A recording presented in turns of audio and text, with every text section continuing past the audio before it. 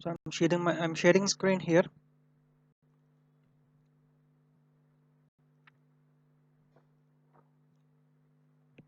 So the three pyrimidine bases we have.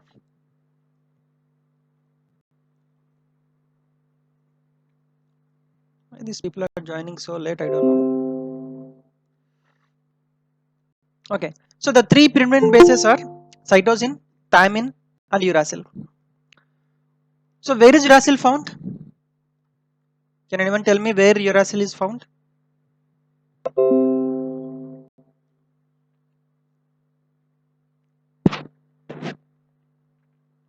Is anyone? Where do you find uracil? Either the DNA or the RNA.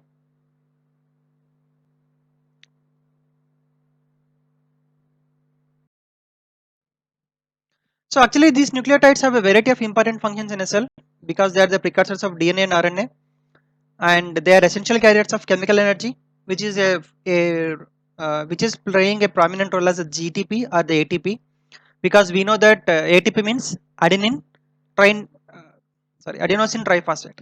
This adenosine triphosphate is a form of adenosine which is having adenine adenine base, as well as this GTP, it is having guanine base, and these are the components of cofactors such as NAD, FAD. So this A is nicotinamide adenine. This adenine is again the purine base, and even in this case of flavin adenine dinucleotide, even this is again a purine base, and then we have the coenzyme A, even this is having these purine nucleotides, and then we have the UDP glucose, where you can find it in the hexamation pathway, or you can also find it in case of this glycogen metabolism, where you find the UDP glucose, and then there are a lot of things like this CDP, UDP, CTP, ITP. So in all these cases we generally find these purines are the pyrimidine bases, and these are also form an important secondary messenger such as a cyclic AMP or cyclic GMP. Cyclic AMP, this is having a prominent role in almost all the reactions which are involving the G protein coupled receptors. We also came across this compound in case of glycogen metabolism, where it plays a prominent role in the regulation of this glycogen metabolism, such as the glycogenolysis or glycogenesis. And then actually we have two important pathways by which we can synthesize or the biosynthesis of nucleotides. So these two are called as the de novo pathway as well as the Salvage pathway. So the intermediates of this de novo pathway are an important categories or an important precursors of this Salvage pathway. Now the de novo synthesis of nucleotides begins with their metabolic precursors such as this ribose 5-phosphate, carbon dioxide, and ammonia, and certain amino acids. These amino acids will play a prominent role in building of these nucleotides. How? You can see in the future steps. So there are actually 11 steps by which we can synthesize the purine nucleotides. So why these amino acids? Because we know that there are 4 nitrogens present in the purine ring. There are 4 nitrogens present in the purine ring, and there are 2 nitrogens present in the pyrimidine ring. Now what happens if we want to synthesize an indole ring or an imidazole ring? Then definitely we require 4 nitrogens, and if we want the pyrimidines we require 2 nitrogens. These nitrogens are supplied from these amino acids. These nitrogens are supplied from these amino acids. So actually the Salvage pathway will recycle the free bases and the nucleotides that are released from the nucleic acid breakdown. So upon catabolism, just like we have seen in the case of heme, there are, in the case of heme catabolism we have seen that there are synthesis of these bile salts or bile acids. In the same way, upon this breakdown, upon this catabolism of these purines or the pyrimidine bases, what are the precursors are there? Using these precursors, this Salvage pathway will synthesize new nucleotides. So there is a comparison between this catabolism of heme with the bile nucleus, bile acids or bile salts, as well as the catabolism of these purines or the pyrimidines will lead to the Salvage pathway. So both these types of pathways are important in case of cellular metabolism, and The free bases, that is the guanine, adenine, thymine, cytidine and uracil, are not the intermediates of these pathways. That is, these bases are not synthesized and then attached to ribose. The actual synthesis starts with the attachment of ribose. So whenever there is a synthesis of nucleotides, first of all there will be ribose 5 phosphate, and this will attach to these amino acids, and thereby we are going to construct the whole nucleotides. So how we will see in the future slides. The purine ring structure is built upon by a few atoms at the same time, and it is attached to the ribose throughout the process. So what is the starting compound of this purines or the pyrimidine synthesis? Ribose 5 phosphate. Ribose 5 phosphate pyrophosphate. So this is the compound, the starting compound. Upon to this ribose 5 phosphate pyrophosphate, there is a buildup of the skeleton of these purines or the pyrimidines. The pyrimidine ring is synthesized as an orotate which is attached to the ribose 5 phosphate again. So ribose 5 phosphate is a prominent precursor of the synthesis of the nucleotides, either the pure nucleotides or the pyrimidine nucleotides. And then these are converted to the common pyrimidines which is required in the nucleic acid synthesis. So you can see if this is a pure nucleus where there are 1, 2, 3, 4 and 5 carbons. There are 5 carbons and 4 nitrogens. So each of these carbons or nitrogens, they are derived from all these what I have shown here. So these 2 nitrogens are obtained from this amide of this glutamine, so which is again an amino acid. The carbon here next to this nitrogen is from the fumarate or the formic acid or formate, and then this nitrogen after this C is from aspartate, which is an amino acid, and this from this carbon dioxide which is released, this is fixed as one carbon skeleton, and this NCC, this bond is from glycine, and this again from formate we have one more carbon, and this nitrogen is again from this glutamine. So if we want to synthesize biologically these purines, so these many compounds will definitely have to donate each atom so that a purine synthesis occurs. So the free bases are not intermediates in the de novo pathway, they are intermediates of this some of these salvage pathways. Several important precursors are shared by both the de novo synthesis as well as the de novo synthesis of both purines as well as the pyrimidines, because pyrimidines are having 2 nitrogens and the purines are having 4 nitrogens.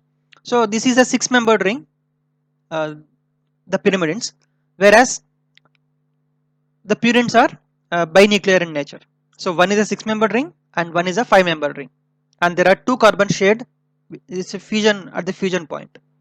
So if you want to synthesize all these things, definitely we require some of the important precursors, and these precursors will be common for both purines as well as pyrimidines.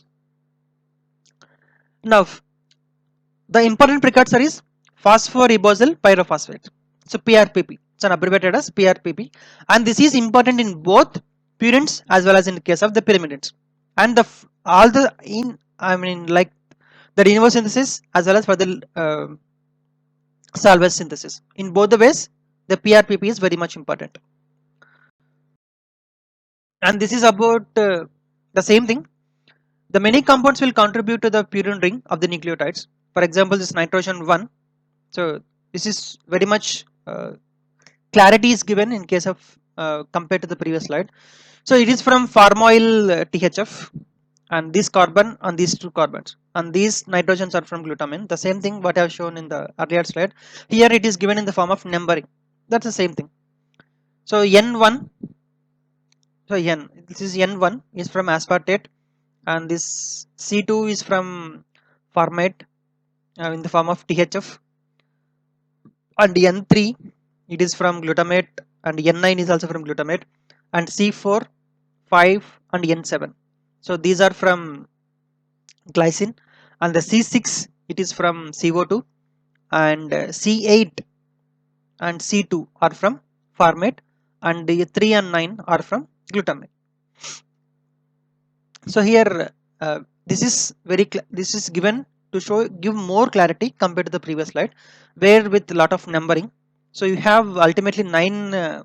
It's a 9-membered ring, binuclear 9-membered ring, the purine ring.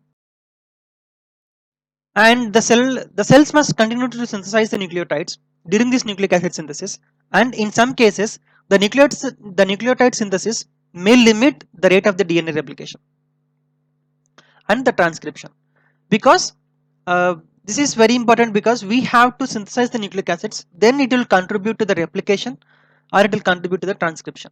Because if we want to do the transcription, or if we want to synthesize the mRNA, or if we want to synthesize the new DNA, definitely we require the nucleotides.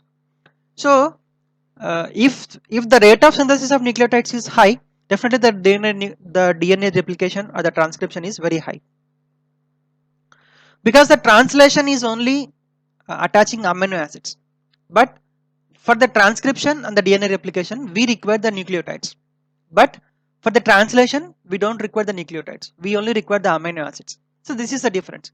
So if the cell is able to synthesize, or to synthesize the purines or the pyrimidines in a faster rate, definitely we can synthesize, there will be the rate limiting step for the DNA replication as well as for the transcription is the rate of synthesis of these nucleotides from the cells.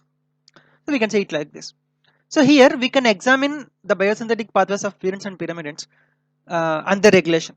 So the formation of these deoxynucleotides and the degradation of purines and pyrimidines to nucleic acids and urea. So this is just like the amino acids, we also have the catabolism as the uric acid and urea. So we will see in the future classes. So the de novo purine synthesis, the de novo purine nucleotide synthesis will begin with the PRPP. What is PRPP? That is phosphoribotyl pyrophosphate. So phosphoribosyl pyrophosphate.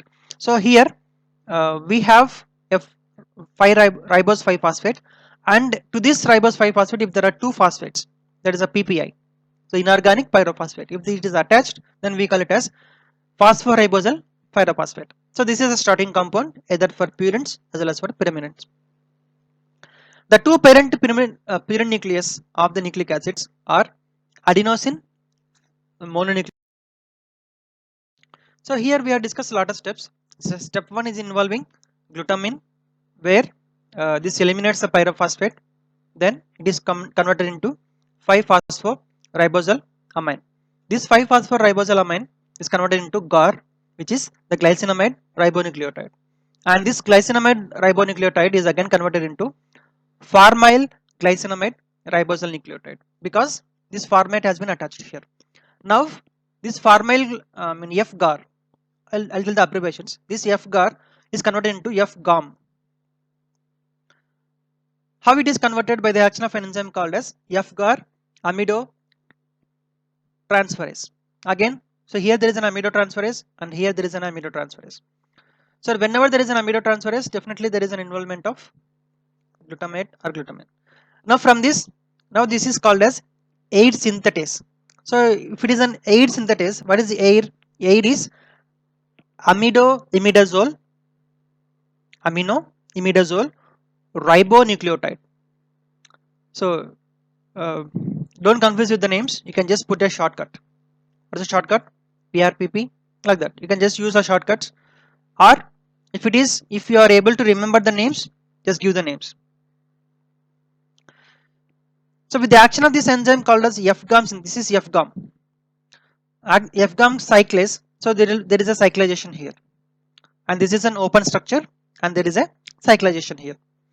So this compound is called as AIR. What is AIR? AIR means amino imidazole ribonucleotide, and here there is one involvement of one more glutamate, so glutamine, which will give out this nitrogen. So here you can see there is no nitrogen, but here there is a nitrogen. So this is a compound, and from this compound it continues in the next reaction, and this is a compound of the previous slide. From here it again goes to the CAIR. What is CAIR? Carboxy amino imidazole ribonucleotide. So as we proceed from step 1 to step 11, there is a constant increase of atoms. So with the increase of atoms, as you can see here, it is, so here it is only 1 2 3 4 5 member ring. It is also a 5 member ring, but here the construction of the six member ring is starting here. It is an amino group. With the amino group there is an involvement of CO2. This CO2 is coming from this bicarbonate ion, and this is done by the action of enzyme CAIR synthetase. Since it is a synthetase, we have ATP involving here, and what happens is, what is CAIR? Carboxy amino imidazole ribonucleotide. So this is the imidazole ring, and this is the ribose moiety, and here there is an involvement of CO2. So this is called as carboxy amino imidazole ribonucleotide, and this is converted to carboxy amino imidazole ribonucleotide CAIR, but here it is in the N5 position. So this is a fifth position. Now what happens, from this fifth position it is being converted to this position. So from this nitrogen the carbon dioxide is moved up onto this carbon dioxide, up onto this carbon atom. So this enzyme is called as mutase, N5CAIR mutase. So this will shift the carbon dioxide from nitrogen to this carbon. So this is what is called as mutation. But there is a shortcut to this process. So it is a 1-2 step process. Instead of that, from this air, amino imidazole ribonucleotide can be directly converted to CAIR. How? By the action of an enzyme called as air carboxylase. So if there is an air carboxylase enzyme, and this will incorporate a carbon dioxide directly to this compound. So instead of this 2-step process, there is a shortcut also. So this is the 6th step, and this is the 7th step, and this is a shortcut which is called as 6A. So from this compound, from air, we can get CAIR. From this compound we are going to get the SAICAR. What is meant by SAICAR? That is N succinyl 5 amino imidazole 4 carboxamide ribonucleotide. So don't confuse with these names. If you can just remember these shortcuts and you can present these shortcuts. But I recommend to write the complete names of all these products. Now what happens? Why it is called as succinyl? Because here this aspartate is getting involved. You can see here till now we have only amino group and carbon dioxide group in this compound. So this is a carbon dioxide and this is amino group. Here this aspartate has contributed a lot of things. One is the carbon skeleton. The 4 carbon compounds have been given by this aspartate. Now if you look at this structure here, this will be succinyl. This will be succinyl. So this compound is called as succinyl amino imidazole carboxamide ribose nucleotide, and this is a ribose nucleotide. So this total compound is called as SAICAR, succinyl amino imidazole carboxamide ribonucleotide. So this compound is abbreviated as SAICAR, and the enzyme is called as SAICAR synthetase. So since this is synthetase, there is an involvement of ATP. If you can observe, if we want to synthesize one purine or pyrimidine, then how much of ATP we are spending here, you can see. So the synthesis of nucleotides or the DNA is not a simple process. This involves the consumption of lot of ATP. This involves the consumption of lot of ATP. Now again, this SAICAR is converted back into one more compound which is called as AICAR. So this succinyl compound is removed. This succinyl compound is removed in the form of fumarate, which is having this amino group. So this amino group is retained and this is left over as fumarate. So there is an aspartate which is involving, and this is leaving out as fumarate because this amino group is already transferred upon to this compound. So since this is a breakdown reaction, it is a breakdown reaction because we are breaking down this fumarate from this succinyl compound. So this enzyme is called as SAICAR lyase. So lyase, either it can add or it can breakdown, remove. Now the synthetase is adding this aspartate and this lyase is removing fumarate. Now it is becoming like this. This new compound is called as AICAR. What is mean? Now these are the 11 steps what I was talking. The step 1, conversion of this RPPP into ribosylamine. From this ribosylamine we have the GAR. From GAR we have the FGAR, which is having a formoyl group, and then this FGAR is converted into FGAM, and this FGAM is converted into AIR. AIR can be converted into directly CAIR or N5CAIR. So if it is converted into N5CAIR, then it is again converted into CAR. The CAIR is converted into SAICR, and from that we are going to get AICR and then FAICR. Ultimately we are going to convert into inositol monophosphate or IMP. And this is the same slides for more clarity with numbering and all. So this inosine monophosphate or inositol monophosphate is a base nucleotide compound. Here you can see that this IMP dehydrogenase can convert into xanthal MP. What is xanthalate? So xanthyl monophosphate. Upon then there is one more enzyme which is called as XMP glutamine amidotransferase. So this here, just like how aspartate is involved here there is an involvement of glutamate or glutamine. This glutamine is converted into glutamate, and this is a synthetase or it requires energy where there is a requirement of ATP where this is converted into AMP and pyrophosphate. Now what happens? Ultimately we are going to get guanylate monophosphate. So AMP or GMP can be synthesized from IMP. So we have only two purines. One is adenine and guanine. So adenosine monophosphate or guanosine monophosphate can be synthesized from IMP through adenylosuccinate as well as xanthalate. So these are the two intermediate compounds of the conversion of IMP into AMP and GMP. Then, so adenine, if we have the adenine nucleus, then with the help of an enzyme called as adenine phosphoribosal transferase. If there is an adenine and if there is an enzyme called as adenine phosphoribosal transferase, definitely we can synthesize AMP. And if there is a guanine, then we can synthesize GMP in the same manner. That is the hypoxanthine guanine phosphoribosal transferase. So HGPRT. So this is what is called as HGPRT. So if we want to synthesize the monoclonal antibodies, then definitely we are going to give a medium which is lacking of this HGPRT. So you'll understand well when you understand those concepts where there is a synthesis of monoclonal antibodies. But if there is a time, I'll definitely tell you how to synthesize these monoclonal antibodies. But for now, just remember something, that from guanine with the help of HGPRT, we can synthesize GMP, that is guanosine monophosphate. Or from hypoxanthine also we can synthesize the IMP.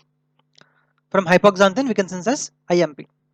The same enzyme is involved here. So from if there is an IMP, then we can synthesize AMP and GMP as per the previous slide. So the Salvage pathway of purine nucleotide as well as will incorporate all these kind of reactions. From adenine, guanine and hypoxanthine, we are going to get respectively AMP, GMP and IMP. So it's regulated by the feedback mechanism or the feedback inhibition. So here there are three major feedback inhibitions. One, which will cooperate in regulating the overall rate of de novo synthesis of the purine nucleotides, and the relative rates of the formation of the two end products, that is the adenylate and guanylate. And the first mechanism is exerted on the first reaction, that is which is unique to the purine nucleotides. So that is the transfer of amino group from PRPP to 5-phosphoribosylamine. So the first mechanism is the regulation of this step, the conversion of PRPP into ribosylamine. So here this reaction is catalyzed by this allosteric enzyme which is called as glutamine PRPP aminotransferase, and this is inhibited by the end product IMP and AMP as well as the GMP. So AMP and GMP act as synergistically uh, in this inhibition. So the future product is coming and inhibiting this enzyme. So this is called as a feedback inhibition mechanism. So what is the future products here? AMP and GMP are the future products. If there is lot of synthesis of AMP and GMP, then automatically this will go backward and it will inhibit the first enzyme. What is the first enzyme? Glutamine PRPP amidotransferase. So this will transfer the amido group from the phosphoribosyl pyrophosphate or from glutamine to phosphoribosyl pyrophosphate. So the first step is a kind of feedback inhibition, because the future products such as the IMP, AMP or GMP are going to inhibit the previous the first step of the synthesis process. So this is what is called as the feedback inhibition process. So whenever either a GMP or a AMP accumulates to the excess, the first step in this biosynthesis from is partially inhibited. So if there is an accumulation or the increased concentration of AMP and GMP is there, then definitely this will inhibit partially the biosynthesis of phosphoribosylamine. So this is partially inhibited. Second mechanism where it is expressed at a later stage. An excess of GMP in the cell inhibits the formation of xanthylate from inocetate. So what is xanthylate? That is a HGPRT. So we know that HGPRT hypoxanthine can be converted into IMP, and at that point it is inhibited. So xanthylase from inocetate are by IMP dehydrogenase without affecting the formation of AMP. So only here only GMP synthesis is halted because we require a lot of AMP. If there is an AMP, then there is ATP. So GMP can be halted temporarily at this stage, where this xanthylate is inhibited.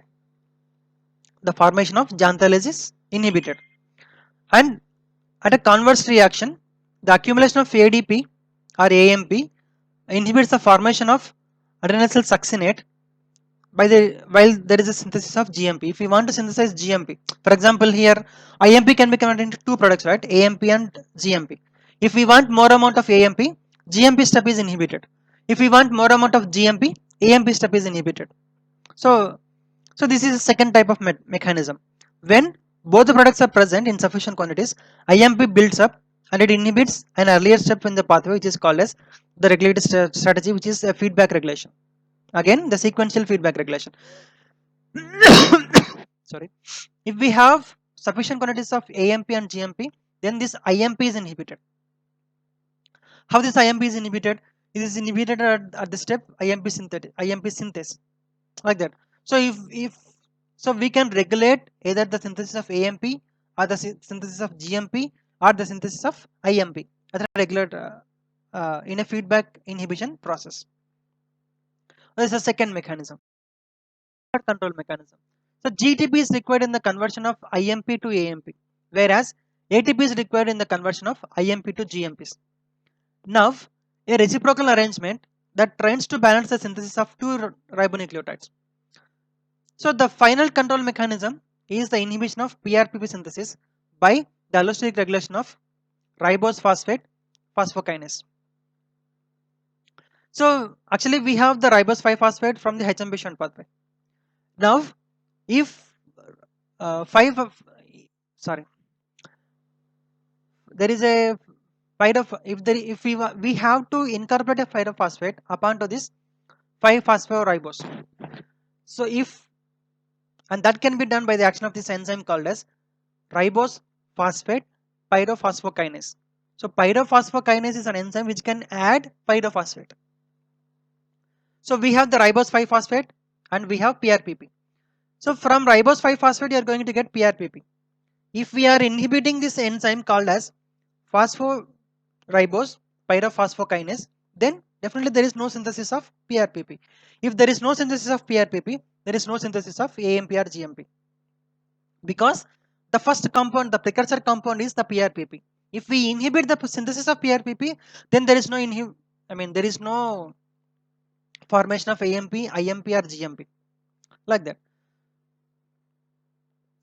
But this enzyme is inhibited by ADP and AMP, because if there is a decreased concentration of ATP, which conversely there is an increased amount of ADP.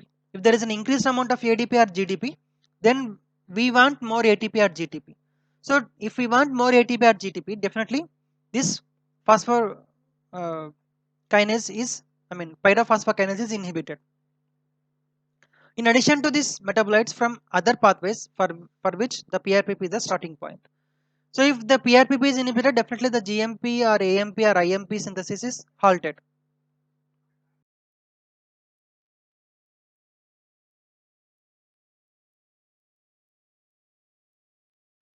Now you can see here how each where there is an regulation, you can see. So this ribose 5 phosphate you are going to get PRPP, and this is inhibited by ADP, because ATP has to be converted into ADP at certain points. Now if PRPP is converted into 5 phosphoribosal amine, and this can be inhibited by IMP, GMP or AMP. So all these are the feature products. So these are what are called as the feedback inhibition mechanisms. Now after 9 steps, this IMP is formed. From IMP we are going to get ZMP and XMP and GMP. So from if you want to inhibit XM or GMP synthesis, then GMP will inhibit this step. Then this AMP, if you want more amount of GMP, this step is inhibited. It's like that. So this is the overall regulation of the synthesis of pyronucleotide. Now, these pyrimidine nucleotides are made from aspartate, PRPP, and carbamyl phosphate. So, where do we get this carbamyl phosphate? This carbamyl phosphate is a precursor of this urea cycle. If you want to synthesize urea to fix this excess of ammonia, then definitely we have to synthesize this carbamyl phosphate. And this is the first compound of this urea cycle. So, from the aspartate, PRPP, and carbamyl phosphate, we are going to synthesize pyrimidines. So the common pyrimidine nucleotides are cited in 5 monophosphate at CMP, or we can call it as cited delete, or uridine, UTP, or UMP. You can call it as uridylate, which contains the pyrimidine cysteine and uracil. So cytosine. So if we want cytosine, definitely we have to have CMP. If we have, if you want the UMP or UTP, then definitely we should have, if you want to synthesize the uracil, then definitely we should have this uridine 5 monophosphate. So even in this case, we have two kinds of synthesis, that is the de novo as well as the Solvay's. So this de novo synthesis of these pyrimidine nucleotides will proceed in a somewhat different manner from that of the purines, because these purines require 9 atoms, whereas these pyrimidines require only 6. This will require only 6. So there is a slight difference in the biosynthetic pathways, but both require aspartate, phosphoribosal pyrophosphate, and carbamyl phosphate. But what's the main difference is, here for this carbon compounds we are depending upon carbamyl phosphate. In there we are depending upon the formic acid. That's the difference. So required in the process, that is the carbamyl phosphate, is also an intermediate in the urea cycle. That is the difference between the synthesis of purines and the pyrimidines. So in animals, the carbamyl phosphate is required in the urea biosynthesis, and which is made in the mitochondria by the carbamyl phosphate synthase 1, whereas the carbamyl phosphate is required in the pyrimidine biosynthesis is made from the cytosol, and the enzyme is called as carbamyl phosphate synthetase 2. So there are two synthetases. One is present in the mitochondria. The carbamyl phosphate synthetase 1 is present in the mitochondria, where it is important in case of the biosynthesis of urea. And the carbamyl phosphate synthetase 2 is present in the cytosol, which will synthesize the carbamyl phosphate, and this is utilized for the synthesis of pyrimidine nucleotides. So the carbamyl phosphate reacts with the aspartate to yield N carbamyl aspartate. So N carbamyl aspartate. So this is just like the fusion of aspartate and carbamyl phosphate. So in the first committed step of the pyrimidine synthesis, this reaction is catabolized by aspartate transcarbamylase. So aspartate transcarbamylase is an enzyme which can fuse the aspartate upon to this carbamyl phosphate. So in the bacteria, this step is highly regulated, and the bacterial aspartate transamylase or transcarbamylase is one of the most thoroughly studied allosteric enzymes. By the removal of water from carbamyl phosphate, a reaction catalyzed by this dihydroorotate or the pyrimidine ring is closed to form this L dihydroorotate. So as I have told you, this orotate is a compound from which we are synthesizing this pyrimidines. So you can see the three polypeptide chains, each of uh, the molecular range or the molecular weight having 2,30,000 Daltons, each with active sites for the three reactions. So this suggests that the large multi-enzyme complex may play a role in this pathway. So once this orotate is formed, the ribose 5-phosphate side chain provided once again by this RPPP is attached to this to yield an orotidylate. So this is a just like the similar type of compounds, but the synthesis of pyrimidines we require orotate, and this the final compound is the orotidylate. Orotidylate is a compound which is having a ribose moiety and a phosphate moiety, and this compound is then decarboxylated to this uridylate, which is phosphorylated to UTP, and CTP is formed from UTP by the action of citidylate synthase by way of an acyl phosphate intermediate which is called as ATP. Now what happens? The nitrogen donor is normally glutamine, although the CMP synthesizes in many species as which can use the NH4 directly. This is the overall synthesis of this UTP and CTP. So here aspartate and this carbamyl phosphate are combined to form this carbamyl aspartate. Now this carbamyl aspartate is then converted into dihydroorotate. From this dihydroorotate we are going to get orotate. From this orotate we are going to get OMP. From this OMP, these are the structures. This is the OMP. From this OMP we are going to get UMP. From this UMP we can get it UTP.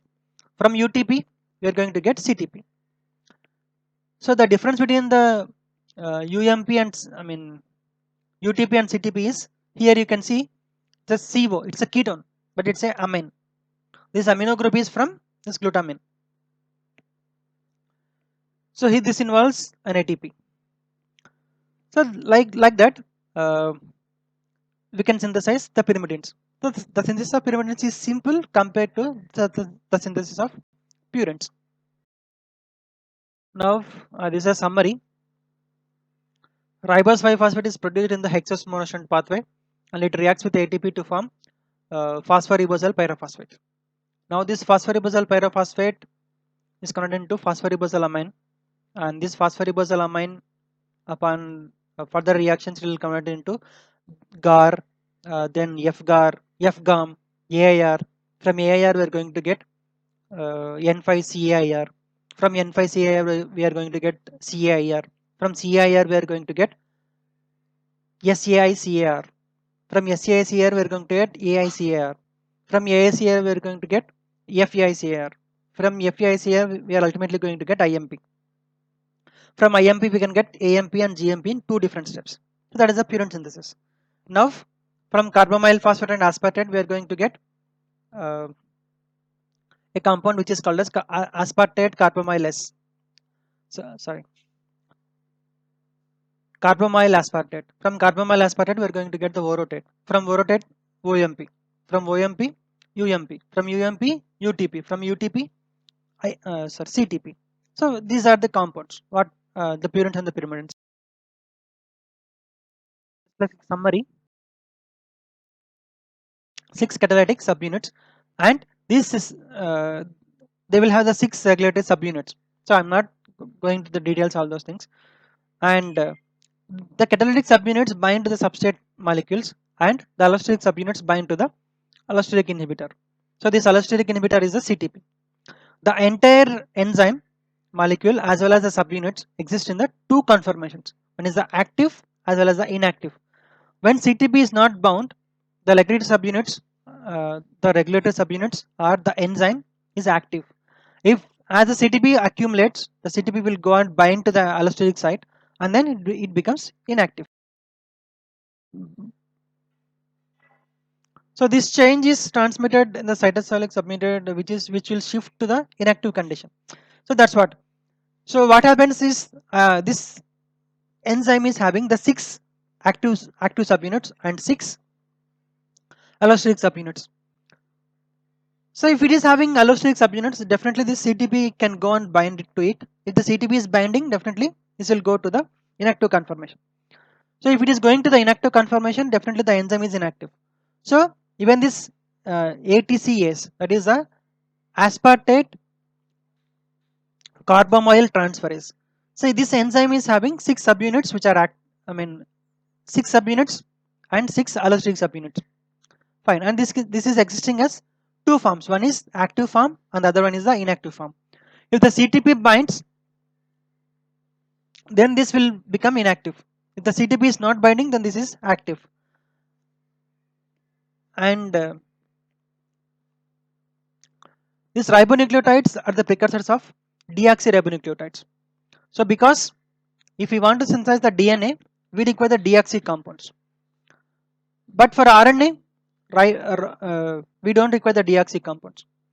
So if we want to synthesize the deoxy compounds or the deoxynucleotides, definitely this ribose nucleotides are the precursors. So what happens is these are the building blocks of DNA, the deoxyribose nucleotides, and they are derived from the corresponding ribonucleotides by direct reduction, and the D-ribose from the 29th deoxy derivative. For example, ADP is reduced to 29 deoxy adenosine diphosphate. So this is abbreviated as DADP, and GDP is reduced to DGDP. This reaction is somewhat unusual in the case of reduction occurs as a non-activated carbon, but it is closely analogous reactions to that of which are very known.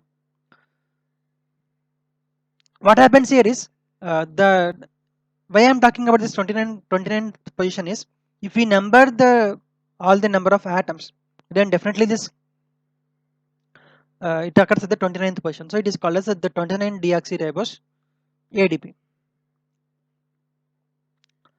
It is best characterized in case of the E. coli. So they have taken the example of the bacteria. So here the reaction of the deoxy portion of the 2-deoxy D-ribose requires a pair of hydrogen atoms which are ultimately denoted by this NADPH. So this NADPH is again synthesized in the HMP shunt pathway. This ubiquinous protein which will serve as a similar redox function in case of photosynthesis and other compounds. So there is if we require a lot of NADPs, then we will go to this deoxy. There is a superoxide dismutation where we can synthesize a lot of NADPs. So you don't require all these things. This is just for your info. And you can see here how the reduction of ribonucleotides is done. So you can see here. So if the same process, that is a glutathione reductase. So this is a process where we can reduce the toxicity of the superoxides. So here the same process is involved to reduce ribose nucleotides into deoxyribose nucleotides. So you can just go through. This is very self-explanatory. Just go through all the steps. You will understand it well. Then the ribose nucleotide reductase, which is having this is a schematic diagram of this uh, ribonucleotide reductase enzyme, which is having this. These are the active sites, and these are the substrate binding sites, and this is having two alpha subunits and a beta subunit. So these are the regulatory sites, and these are the allosteric sites. And the respective allosteric effectors are ATP, DATP, DGTP, DTTP, then ATP, DATTP, like that. So there are a lot of active site binding, active substrate binding sites which are active sites, and there are also allosteric sites. So this is active site and this is allosteric effectors and the various substrates. So these are the substrates like ADP, CDP, UDP, GDP. So these are the substrates, and this is a substrate specificity binding site, and this is a primary regulation site, and these are the effectors and these are the regulatory sites. So there are two alpha subunits and two beta subunits, as you can see here, and every subunit is having its own regulatory site as well as the primary substrate binding site. So moving, and this is a conversion of DUMP to DTMP by thymidylate synthetase and the dihydrofolate reductase.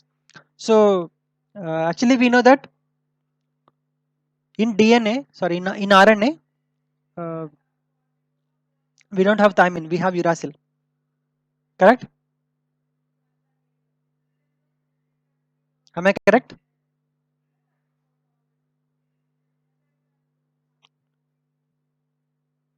Are you there? Is anyone listening to my class? I'm just shouting.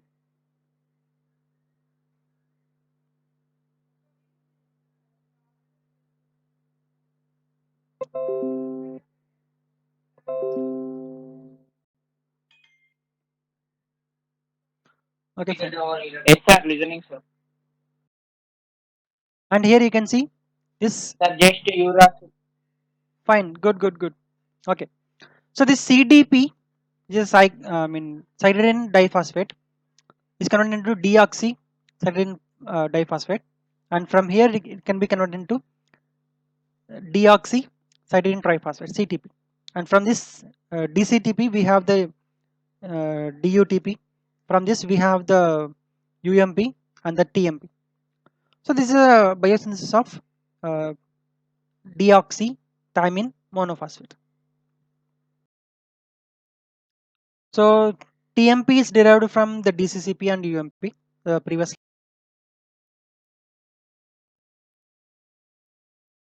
and this is also the same slide how they are regulated. So ATP will regulate all these kind of products and substrates.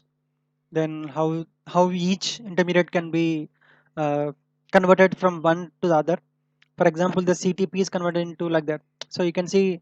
Uh, so overall, what I can say is, if we want to synthesize the deoxy compounds, the ribose compounds are the precursors. From this only, upon reduction, we are going to get the deoxy compounds.